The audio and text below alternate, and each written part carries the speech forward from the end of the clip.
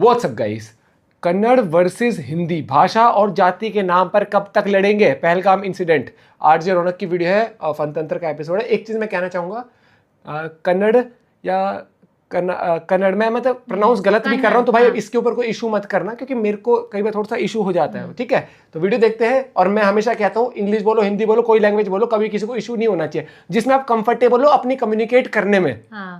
ठीक है, ये चीज होना चाहिए। अब अगर मैं चले जाऊँ अमेरिका और अमेरिका में अगर कोई मुझे कहने भाई इंग्लिश में ही बात करेगा, नहीं यार समझ, तो मैं ट्रांसलेट करके दिखाऊंगा ना, या किसी और को बोलूंगा भाई तू ट्रांसलेट कर दे, या वो बहुत ज्यादा हो रहा है, बहुत ज्यादा हो रहा है ये चीज, ये बिल्कुल नहीं होनी चाहिए। देखते पूरी वीडियो, 1 2 3 गो।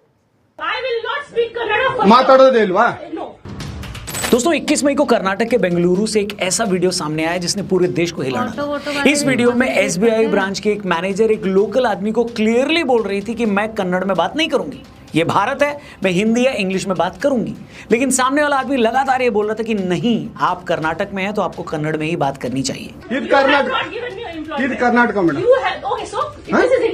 देखते ही देखते ये वीडियो पूरे देश में वायरल हो गया। इस पर खूब रिएक्शंस आने लगे। खुद बीजेपी एमपी तेजस्वी सूर्या ने कहा कि बैंक मैनेजर का व्यवहार बिल्कुल भी बर्दाश्त नहीं किया जा सकता। अगर आप कस्टमर सर्विस के काम में हैं तो आपको ग्राहकों से लोकल भाषा में बात करनी ही चाहिए। विवाद ज्यादा बढ़ा, कंट्रोवर्सी आगे बढ़ी तो एसबीआई ने उस एम्प्लॉय का ट्रांसफर करा दिया। कर्नाटक के मुख्यमंत्री ने इस ट्रांसफर का वेलकम भी किया, लेकिन कर्नाटक के बाहर इस पूरे कंट्रोवर्सी पर काफी स्ट्रांग रिएक्शन आया है। लोग बोल रहे हैं कि आप ऐसे सेंटर के किसी एम्प्लॉय को लोकल भाषा में बोलने के लिए एक फोर्स कैसे कर सकते हैं? स्टेट एम्प्लॉय तो फिर भी समझ में आता है, लेकिन जिन सेंटर एम्प्लॉयज का हर 3 साल में ट्रांसफर होता है वो हर बार नई लैंग्वेज कैसे सीखेगा? लोग ये भी क्वेश्चन पूछ रहे हैं कि ये कंट्रोवर्सी दरअसल कन्नड़ के अपमान का नहीं बल्कि हिंदी भाषा से नफरत की है। लोगों ने कहा कि भाई अगर तुम्हारे हिसाब से बाहर से कर्नाटक में आकर हर आदमी से ये उम्मीद करते हो कि वो इंग्लिश की बजाय कन्नड़ में बात करे या हिंदी की बजाय कन्नड़ा में बोले, तो दुनिया भर की कंपनियां जिनके ऑफिस बेंगलुरु में हैं, क्या उनके एम्प्लॉइज को भी यही कहोगे कि वो इंग्लिश की बजाय कन्नड़ा में बात करें? लेकिन ऐसा होता नहीं है। अगर इन कंपनियों में लोकल लोगों को काम करना है तो उल्टा लोकल लोगों को इंग्लिश में बात करनी पड़ती है। लोग ये भी पूछ रहे हैं कि कर्नाटक के 15 से 20% लोग कर्नाटक से बाहर दूसरे राज्यों में काम करते हैं। क्या कोई बता पाएगा कि इनमें से कितने लोगों ने वहां की भाषा सीख ली? इसके अलावा भी लोगों ने बहुत सारे एग्जांपल्स देकर यह प्रूव किया है कि पिछले काफी टाइम से कर्नाटक में हिंदी विरोध की पॉलिटिक्स हो रही है। कई जगहों पर हिंदी में लिखे साइन बोर्ड्स पर कालिख पोत दी गई। बेंगलुरु में मेट्रो स्टेशन के हिंदी नाम को ढक दिया गया। भाषा के नाम पर पॉलिटिक्स करने वालों ने हिंदी में लिखे बोर्ड्स को तोड़ तक दिया।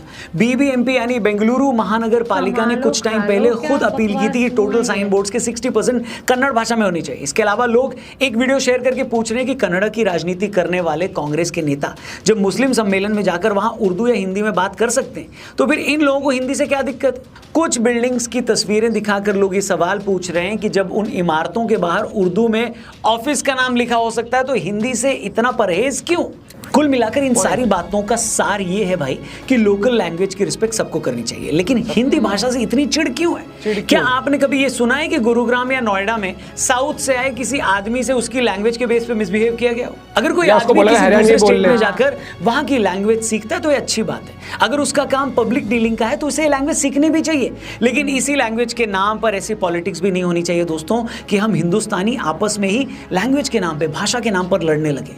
वो भी एक ऐसे टाइम में जब पाकिस्तान के साथ अभी भी हम एक वॉर लाइक सिचुएशन में, जहां अब भी हर दिन देश के कोने कोने से जासूस पकड़े जा रहे हैं। देश के अंदर और बाहर बैठे जिहादी इस ताक में हैं कि वो किस मुद्दे पर आपको आपस में लड़ा सके, भिड़ा सके। ऐसे टाइम में भी हम अपनी छोटी छोटी बातों पर लड़ रहे हैं। क्यों? एक वक्त पर हम बर्मा से लेकर अफगानिस्तान तक फैले थे। आज अफगानिस्तान से लेकर पाकिस्तान, इधर बांग्लादेश और आधा कश्मीर हमारे हाथ से निकल चुका है। कितने ऐसे डिस्ट्रिक्ट हैं जहां पर जिहादी सोच पैर पसार चुकी है। मुर्शिदाबाद में अभी जो हुआ वो पूरे देश ने देखा। इसके बावजूद हम क्यों अपनी गलतियों से सबक नहीं लेते? पहलगाम में जिन जिहादियों ने हिंदुओं को चुन चुन कर उनके हिंदू होने की वजह से मारा था, क्या वो उन्हें मारने से पहले ये चेक कर रहे थे क्या कि हिंदू कौन सी भाषा बोलता है या इस हिंदू का गोत्र क्या है? गोत्र क्या है? उनके लिए आपका हिंदू होना ही काफी था। आपको गोली मार देने के लिए आपकी हिंदू आइडेंटिटी ही काफी थी। लेकिन अगर हम यूं ही आपस में कन्नड़ और हिंदी के नाम पर, मराठी के नाम पर, साउथ और नॉर्थ के नाम पर लड़ते रहेंगे तो दुश्मन तो हमारी फॉल्ट लाइंस तो देख ही लेगा ना। अफसोस इस बात का है कि बड़ी बड़ी पार्टियां ये बात समझती ही नहीं है। समाजवादी पार्टी के नेता स्वामी प्रसाद मौर्य रामचरितमानस को बकवास बोलकर उस पर बैन लगाने की मांग कर चुके हैं। वो कहते हैं कि हिंदू नाम का कोई धर्म ही नहीं है, ये ब्राह्मणों का षड्यंत्र है। ऐसे धर्म का सत्यानाश हो जो हमारा सत्यानाश चाहता है। केवल सुर्खियां बटोरने की जो बीमारी लग गई है उसके कारण ही अनाप शनाप बोल। साउथ में आप स्टालिन की पार्टी को देख लो, कभी वो सनातन धर्म को डेंगू बताते हैं, कभी वो ये धमकी देते हैं कि हिंदी थोपने के नाम पर हम सरकार से लड़ाई लड़ने को तैयार हैं। एक इंटरव्यू में तो ये भी कहा गया कि भगवत गीता नफरत फैलाती है। मतलब ऐसा क्या है जो उन्होंने नहीं कहा है, और क्यों कहा? सिर्फ इसलिए ताकि वो खुद को हिंदी और उत्तर भारत की पॉलिटिक्स का सबसे बड़ा विरोधी साबित कर सके, अपने सपोर्टर्स में ये प्रूफ कर पाए कि मुझसे बड़ा तो तमिलियंस का रहनुमा कोई और है ही नहीं। इसी साल मार्च में भी ये कहा गया, हिंदी भाषा के समर्थकों को सच्चा राष्ट्र विरोधी यानी एंटी नेशनल कहा गया। उन्हें इस बात से भी प्रॉब्लम है कि तमिलनाडु में हिंदी दिवस क्यों मनाया जाता है। बाकायदा प्रधानमंत्री नरेंद्र मोदी को चिट्ठी लिखी गई कि गैर हिंदी भाषी राज्यों में हिंदी दिवस नहीं मनाना चाहिए। उन्होंने कहा ऐसा करके हम दूसरी भाषाओं को नीचा दिखाते हैं। और तो और यहां तक कहा गया कि हिंदी भाषा की वजह से भारत की 25 भाषाएं आज खत्म हो चुकी है। बताइए इस देश को ऐसी सोच की क्या जरूरत? पाकिस्तान के साथ अभी जब हमारा विवाद चल ही रहा था तब आपने नहीं देखा कि बहुत सारे नेता कैसे बयान दे रहे थे? ये वही नेता लोग थे, पॉलिटिशियंस थे, जिनको ऐसा लगता है कि पाकिस्तान के लिए हमदर्दी दिखाने से वो यहाँ के मुसलमानों को खुश कर देंगे। ये वो लोग हैं जिनमें न तो कभी राष्ट्रबोध रहा है और न ही शत्रुबोध। इन्हें इस बात का रियलाइजेशन ही नहीं है कि आपका दुश्मन इस सब पर नजर रखकर बैठा हुआ है। झूठ, बिल्कुल तरीके से कश्मीर में लोग मारे गए। नहीं होया कश्मीर में, अपने आप करवाया सब कुछ। लोग मारे गए, सबने ये नहीं बना दिया। तो होया था ना, एक बस मिलिट्री मारी गई थी, एक बस भर के मार दी थी। और क्या सरकारी तो करवा रही। हम ये क्यों नहीं समझते हैं कि आज के टाइम में जो वॉर लड़े जा रहे हैं उसमें आपका दुश्मन देश डायरेक्ट आपसे वॉर करने से बचता है, क्योंकि इसमें खर्चा है, बदनामी भी है, हारने का डर भी है। ऐसे में वो क्या देखता है कि आपके देश में कहां कहां अनरेस्ट है, कहां कहां लोगों को किस चीज से कंप्लेंट है, शिकायत है। फिर वो उस अनरेस्ट का फायदा उठाता है, उसमें खाद डालता है, जो लोग उस अनरेस्ट को बढ़ा सके उन लोगों को वो पैसा देता है, फंडिंग देता है। कश्मीर में आपको लगता है इतने सालों तक आतंकवाद कैसे फैला? बताइए। आज भी अगर पहलगाम जैसा हादसा हुआ है तो कैसे हुआ है? वो इसलिए हुआ ना क्योंकि आपका दुश्मन ऐसे लोगों को आइडेंटिफाई कर लेता है जिन्हें स्टेट यानी कंट्री के अगेंस्ट किया जा सके, भारत के अगेंस्ट किया जा सके। पाकिस्तान ने पहले ये काम कश्मीर में किया, यही काम वो पंजाब में करने की कोशिश कर रहा है। मुझे देखकर बड़ी हैरानी हुई कि हमारी फौज की तरफ से ये स्टेटमेंट आया कि पाकिस्तान की तरफ से पंजाब के कुछ गुरुद्वारों को टारगेट किया गया, लेकिन पंजाब में ही कुछ धार्मिक नेता जो पाकिस्तान परस्ती करते हैं वो ये मानने को तैयार ही नहीं। वो इस टोन में बात कर रहे हैं जैसे ये बात करके हमारी फौज ही झूठ बोल रही है। मतलब इससे ज्यादा घटिया पॉलिटिक्स और क्या हो सकती है? बजाय अपनी फौज को इसके लिए थैंक यू बोलने के, मैं तो कह रहा हूँ थैंक यू भी मत बोलो, फौज तो अपना काम कर रही है, वो कभी आपका थैंक यू एक्सपेक्ट भी नहीं करती है। लेकिन उसके दावों पर शक तो मत करो, डाउट तो मत करो, क्योंकि जब आप फौज के दावों पर डाउट करते हो, शक करते हो, तो ऐसा लगता है कि आप कहीं ना कहीं पाकिस्तान के प्रोपेगेंडा को सपोर्ट कर रहे हो। ड्रोन आया है जो हमारी इंडियन आर्मी ने ऊपर इसको फाड़ दिया है, अगर ना फाड़ा जाता तो शायद हमारा ये गुरुद्वारा साहब के ऊपर से आया पूरा। आप सोच कर देखिए पाकिस्तान की नीच सोच। मतलब हम इतने गिरे हुए लोग हैं कि पहले हम खुद ही पहलगाम में अपने लोगों को मरवा देंगे ताकि पाकिस्तान को फंसा सके, फिर पाकिस्तान के साथ लड़ाई के टाइम पर हम खुद ही अपने सिख भाइयों पर हमला कर देंगे। देखिए ये पाकिस्तान की सोच है। अफसोस इस बात का है दोस्तों कि पाकिस्तान की सारी बेशर्मी के बावजूद कुछ लोग अब भी इस टोन में बात कर रहे हैं जिससे पाकिस्तानी खुश हो जाए। इसलिए मैंने कहा ना कि हम ऐसे लोग हैं जिन्हें शत्रु बोध नहीं है। एक टाइम था जब बांग्लादेश और असम के रास्ते लाखों बांग्लादेशी भारत आए, और जिन स्टेट के जरिए ये भारत में आए उन्होंने इन्हें रोका भी नहीं। जब बात चली कि इन्हें वापस भेजा जाएगा तो सबसे पहले इनके सपोर्ट में ही लोग खड़े हो गए। मुझे याद है एक पॉलिटिशियन ने तो यहाँ तक बोल दिया था कि मेरे होते इन लोगों को कोई वापस नहीं भेज सकता।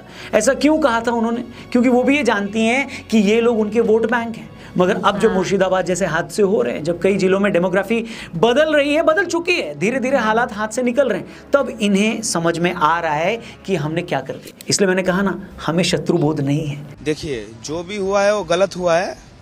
वाकफ बिल का नाम में जो घटना घटा है, जो लूटपाट हुआ है, मंडी टूटा है, हिंदू सबका घर टूटा है, ये वही जाहिल हैं जो हाल में पाकिस्तान के साथ वॉर के टाइम कोलकाता की सड़कों पर इस वॉर का विरोध कर रहे थे। ये वही जाहिल हैं जो सोशल मीडिया पर आकर से नो टू वॉर के हैशटैग चला रहे हैं। इन लोगों को लगता है कि भारत के हमले में पाकिस्तान में कोई मासूम न मारा जाए, फिर भले ही पहलगाम से लेकर न जाने कितने आतंकी हमलों में हमारे यहाँ के मासूम लोग मरते जाए। अब बताइए दुनिया में ऐसा कौन सा देश होगा जहां एक आतंकी को फांसी से बचाने के लिए रात को 3 बजे सुप्रीम कोर्ट खुलवाई जाती है? आप बताएं दुनिया में कौन सा ऐसा देश होगा जहां उसी के देश में कश्मीरी पंडितों को बसाने के लिए कोई बुद्धिजीवी आवाज नहीं उठाता? लेकिन आज जब रोहिंग्यास को सरकार वापस भेज रही है तो सो-कॉल्ड इंटेलेक्चुअल्स का एक ग्रुप उनका डिपोटेशन रुकवाने के लिए सुप्रीम कोर्ट चला गया। मगर अपने ही देश में एक हिंदू कम्युनिटी सालों से अपने घर से बेघर है, उन्हें उनकी परवाह नहीं है। लेकिन जो रोहिंग्या बर्मा से भागकर बांग्लादेश होते हुए भारत में बस गए हैं, उन्हें इस देश में बसाना चाहते हैं। हिपोक्रेसी भी ना कहीं दूर से बैठकर इनके कारनामे देखती होगी तो इनकी हिपोक्रेसी पर छाती कूट कर रोती होगी। इनके इस दोगलेपन को देखकर मगरमच्छ भी बेचारे असली आंसू उनके निकल जाते होंगे। नहीं, जिनको जो जेनोसाइड का सामना कर रहे हैं उनको हम रखने के लिए हमारा दिल इतना तंग हो गया है। लेकिन पता नहीं क्यों इतना सब होने के बावजूद इस देश में कुछ लोग हैं जो सबक सीखने के लिए तैयार ही नहीं है। जितनी चीज़ों के लिए लड़ा जा सकता है हम उसके लिए लड़ रहे हैं। भाषा के नाम पे लड़ रहे हैं, जाति के नाम पर लड़ रहे हैं, नॉर्थ और साउथ के नाम पर हम लड़ रहे हैं, रिजर्वेशन के नाम पर हम लड़ रहे हैं, और एक जिहादी सोच से तो पूरा मुल्क ही लड़ाई लड़ रहा है। कब होश आएगा इस कंट्री को, इस देश को? कल ही खबर आई कि गुजरात में एक 18 साल के जसीम अंसारी ने पाकिस्तान के साथ चल रही लड़ाई में भारत सरकार की 50 वेबसाइट्स पर साइबर अटैक किया। मतलब लड़ाई भारत और पाकिस्तान में चल रही है और भारत का ही एक नागरिक जसीम भारत सरकार की वेबसाइट्स पर साइबर अटैक कर रहा। और ऐसे एक नहीं दर्जनों केसेस हैं जहां न जाने कितने लोग अपने देश के सैन्य ठिकानों की जानकारी तो अनपढ़ भी नहीं कह सकते, वॉर के टाइम पाकिस्तान जिंदाबाद के ये लोग नारे लगा रहे हैं, पाकिस्तान को कवर फायरिंग देते हुए से नो टू वॉर भी कह रहे हैं, और पहलगाम हादसे के लिए पाकिस्तान से ज्यादा अपनी खुद की फौज पर सवाल उठा रहे हैं। दोस्तों मैंने पहले भी कहा था कि असली खतरा पाकिस्तान से नहीं है, उसका हमने क्या किया हश्र वो सारी दुनिया ने देखा। वो भूलकर भी हमसे पंगा नहीं लेगा, लेकिन देश के अंदर जो दुश्मन बैठे हैं उनसे कैसे निपटोगे? रोहिंग्याओं की तरह इन्हें तो डिपोर्ट कर नहीं सकते। ये सिविलाइजेशन की लड़ाई है जो आपके ही कुछ लोगों ने आप पर थोप रखी है, लेकिन उस वॉर को, उस लड़ाई को तो आप तब जीतोगे ना जब आप पहले खुद एक होगे। अगर आप खुद हिंदी और कन्नड़ और मराठी के नाम पर लड़ते रहोगे, हिंदू होकर सनातन को डेंगू मलेरिया बताते फिरोगे, अपने देश का मुख्यमंत्री होने के बावजूद भारत से अलग होने की बात करते फिरोगे, तो फिर क्या हमें किसी और दुश्मन की जरूरत है क्या? हमारे अपने ही लोग हमें बर्बाद करने के लिए काफी हैं। इसलिए दोस्तों मेरी हर एक हिंदुस्तानी से, हर एक भारतवासी से हाथ जोड़कर गुजारिश है कि भगवान के लिए पहलगाम हादसे से कुछ सबक ले लो।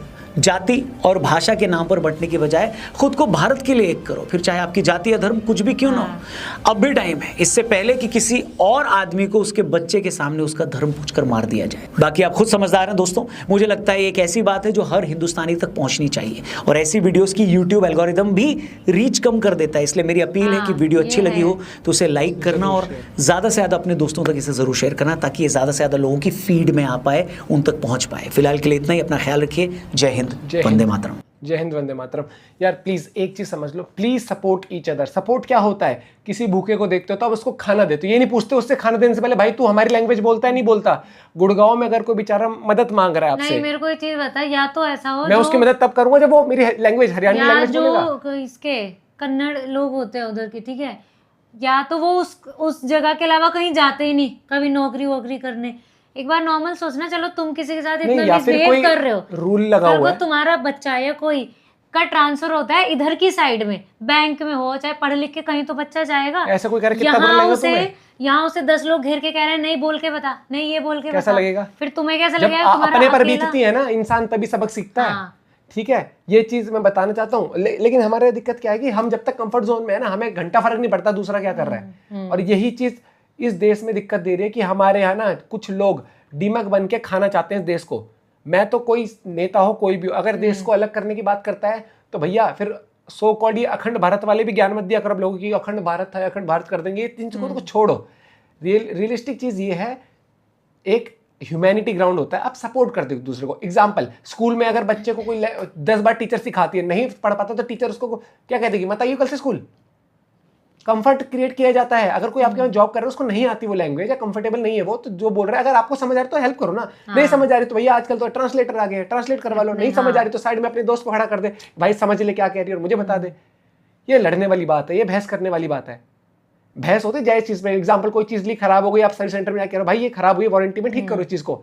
वारंटी वाला अगर ठीक नहीं करता तो उस पर आप बहस कर सकते हो कि वारंटी में है। ये थोड़ी बोलेगी पहले तो तू मेरी लैंग्वेज में बात कर, तुझे अपनी चीज ठीक करानी है और तुझे दूसरे को भी कहना है अबे तू लैंग्वेज ठीक करने आया, तू अपने काम से मतलब करने आया। बेवकूफी। और कहीं ये रूल लिखा है किसी भी स्टेट में कि आपको ये लैंग्वेज पर्टिकुलरली बोलनी पड़ेगी तभी आपकी बात सुनवाई होगी। मैं यही तो बोल रही हूँ। अगर ऐसे देखे ना, या तो ये रूल है कि जो जिस स्टेट का बंदा है वो उससे बाहर जॉब ही नहीं कर सकता। भाई मत नफरत पैदा करो बिना बात के। ये पता है ये वही लोग हैं जिनको 3 वक्त की रोटी बड़ी आसान तरीके से मिल रही है, या फिर एरोगेंस, ईगो। वो कई बार कहते हैं ना हमारा इलाका भैया किसी का नहीं होता, देश है हमारा।